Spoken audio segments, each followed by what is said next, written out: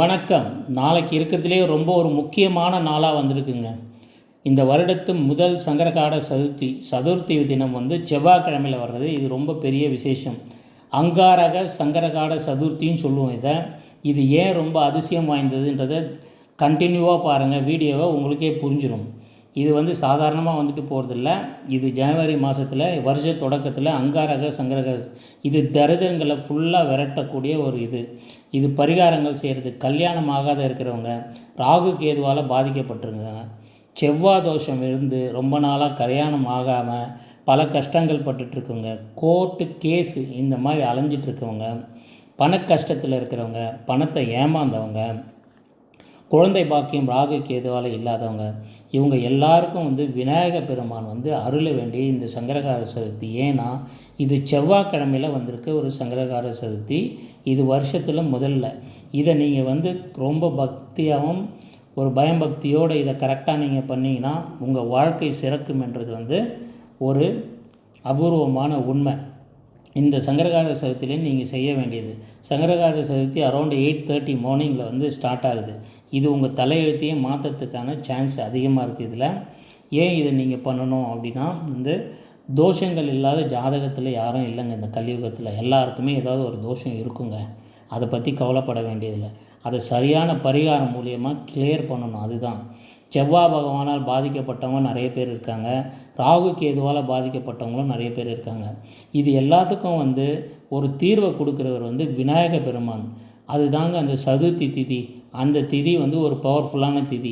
அது செவ்வாய்க்கிழமையில் சேர்ந்து வரும்போது அதுக்கு மிகப்பெரிய ஒரு பலம் இருக்குன்றது ஐதீகம், ஒரு நம்பிக்கை.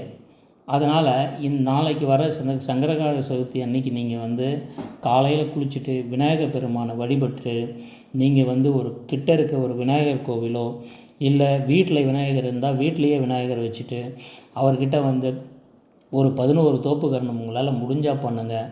இல்லைனா உக்காந்து அருகம்புல் வச்சு விநாயகருக்கு தேவையான அந்த சுண்டல் பொறி இதெல்லாம் வச்சு நல்லா வணங்குங்க. அதே டைமில் உங்களுக்கு நிறைய திஷ்டிகள் ஏற்பட்டிருக்கும்.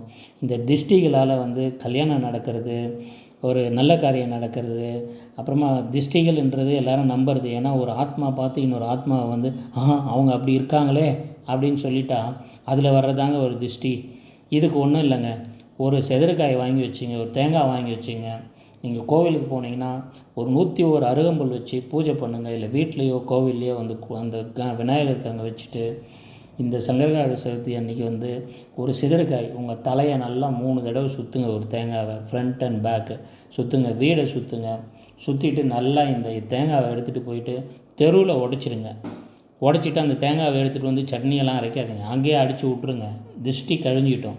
இந்த சங்கரகார சதுர்த்தியில் உங்களுக்கு பிடிச்சிருக்க பிணி, தரித்திரியம், தோஷம் இது எல்லாமே விளங்கும்ன்றதில் எந்த விதமான ஐயமும் இல்லை. இதை நீங்கள் செய்ய வேண்டியது நாளைக்கு முடிஞ்சால் மத்தியானம் பண்ணுங்கள். ஆனால் காலையில் 8 மணிக்கு முன்னாடி பண்ணக்கூடாது. 11 மணி 8 9 மணிக்கு தான் சதுர்த்தி நல்லா முத்தி வரும். மத்தியானம் பண்ணுங்கள். இல்லைன்னா நீங்கள் வேலைக்கு போகிறவங்களா இருந்தால் ஈவினிங் பண்ணுங்கள். ரொம்ப நல்லது. இது மிகவும் வலிமையான ஒரு சமயம். நம்ம எந்த காரியத்தை பண்ணாலும் அந்த டைமிங் ரொம்ப முக்கியன்றது நம்ம மதத்துலேயும் நம்ம பெரியவங்களும் நம்ம இந்திய நாட்டு திருநாட்டிலையும் சரி தமிழ்நாட்டிலையும் சரி இதை சொல்லியிருக்காங்க. மத்தியானம் பண்ணுங்கள் 1 மணிக்கு.